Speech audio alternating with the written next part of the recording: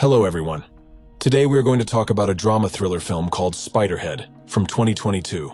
Enjoy your viewing. Spiderhead is an ultra-modern prison that looks more like a hotel. Prisoners in this prison live under a more lenient regime. They are allowed to go for a walk, communicate with each other, and have the opportunity to receive bonuses. But they get all this for a reason. Drugs are tested in this prison, and not all of them are harmless. To be fair, all trials are voluntary, and every prisoner has the right to refuse and return to a standard prison. Ryan is in another prison. He is one of the prisoners and sits on a chair in front of a mirrored window. Steve announces the start of the test by injecting a drug into the guy's bloodstream. A minute later, the first dose of the drug is administered to the subject, and simple jokes are read out, which make Ryan laugh hysterically.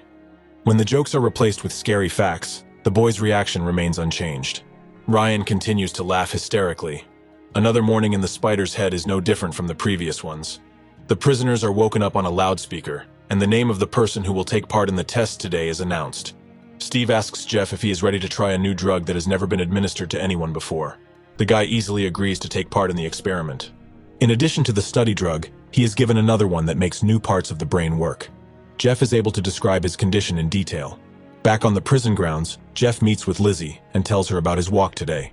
Unfortunately, he cannot tell her everything he saw because the drug that improves his vocabulary has a side effect. Jeff can't even say a few words. The only thing he remembers is that everything that surrounded him during the experiment caused him the strongest surge of love and admiration. At night, sitting in bed, before going to sleep, Jeff recalls how he ended up in prison. While relaxing with a friend at a party, the guys decided to go for a car ride, and drunken Jeff got behind the wheel. The next day, the drug trials continued. Now the drug is called Cupid. This time Jeff is not alone. He is paired with a brave girl named Heather. She changes her mind about her partner after the first seconds of the drug administration. The couple's conversation lasts a few seconds, after which they can't stand it and do interesting things several times in a row. They don't care that they are being watched and even filmed. The drug completely disables consciousness. The process ends with the young people confessing their love to each other, which makes Steve very happy, and he instructs his partner to keep a close eye on the subjects to see how they will behave when the drug wears off. The pair feels awkward after what happened and tries not to talk about it with anyone. Jeff still spends his free time with Lisa without telling her about what happened during the trial. He tries to avoid seeing Heather. The next day, he is given the same drug, but in a double dose. Instead of Heather, an older woman is in the room. The sober Jeff looks at her with disgust, but as soon as the substance enters his bloodstream, the guy does the same thing with her. After this test, Jeff asks Mark to remove him from the kitchen where they work with Lizzie, as he is uncomfortable with continuing to communicate with his girlfriend. Steve brings Jeff to the lab, only this time to his place behind the glass. He shows him that both of his partners from the last tests are sitting in the experiment room. The supervisor offers the guy to choose which of the girls he is ready to inject with the drug that causes the most severe attacks of fear. But Jeff cannot choose. He doesn't care for either of them, but he can't wish them harm either. In the end, the girls are simply released, canceling the experiment. Having gained the right to go for another Friday walk, Jeff calls his girlfriend who was with him during the accident, but once again he only comes across an answering machine. The guy spends the evening with Lizzie, arranging a small Christmas surprise for her. Finding himself in his usual chair in the lab, Jeff sees Rogan, a huge prisoner covered in tattoos. The guy recalls everything that happened to him in the previous days with girls, and does not agree to the test, as he does not want these things to be done to him now. But nothing happens, and the men are simply released after a few minutes of silence. Jeff realizes what happened. He and Rogan were partners with one of the inmates, and she was going to choose which of them to inject with the fear drug.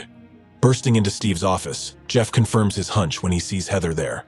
Moreover, the doctor does not even argue with the prisoner, but shows him a diagram of who should have intimacy with whom under the influence of the drug.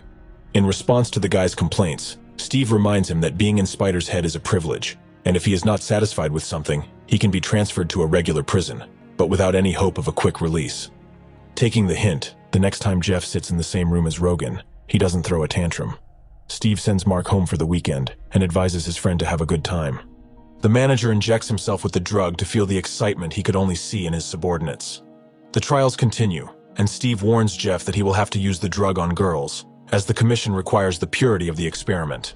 The guy tries to explain that he doesn't want anyone to experience the effects of this substance, regardless of his attitude towards the girls. But the supervisor is adamant, and again reminds Jeff of all the privileges he has working with them. Not wanting to return to a regular prison, Jeff agrees to inject Heather with the drug. The girl begins to cry and panic, but the management calmly records the information, listening to Jeff's comments, which do not contain any hint of romantic feelings. The goal of the experiment has been achieved, and Steve plans to end it, but an unknown mistake occurs, and Heather gets out of control. The girl gets a sharp object in her hands and relieves herself of the torment caused by the drug. While Steve and Mark are panicking around the girl, Jeff sees the keys lost by the boss and finds a notebook with notes about the upcoming experiments. Noticing that Steve is no longer behind the glass, Jeff manages to lock the safe and throw the keys back in so that the doctor doesn't realize that his secret is out. Steve warns Mark that if anyone finds out what happened to Heather, he will have to answer personally. He will punish everyone who participated in the experiment. Lizzie is participating in a study for the first time, and the first drug she is given is dangerous. After the experience, she meets with Jeff in a secluded place and shares her emotions with him. The girl admits that she is not sure that Spider's Head is something better than a regular maximum security prison. Jeff, in turn, also communicates frankly with his girlfriend and admits to her that the night he got into the accident, not only his friend was in the car, but also his girlfriend, who did not survive the trip. That's why the guy is taking a drug test on himself, hoping to atone for his guilt. A frank conversation leads to the fact that they spend the night together. Steve quickly realizes that they have a close relationship and decides to use it to his advantage. When Jeff arrives for his next test, he learns that he must either agree to inject Lizzie with a dangerous drug or leave Spider's Head. Jeff refuses, but the doctor gives him a chance to postpone the experiment until the morning, and that's when he meets the guy with Lizzie's personal file.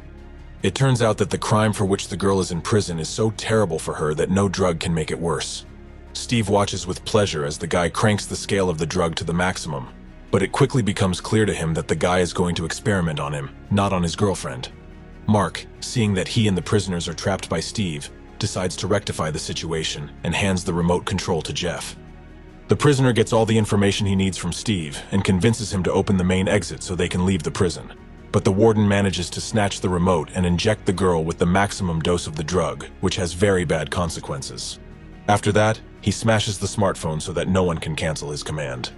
The couple manages to get rid of the drug and run out of the lab, but at this time Steve announces over the speakerphone that the escaped prisoners will send everyone else back to prison, where their comfortable life will end. A manhunt begins for Jeff and Lizzie.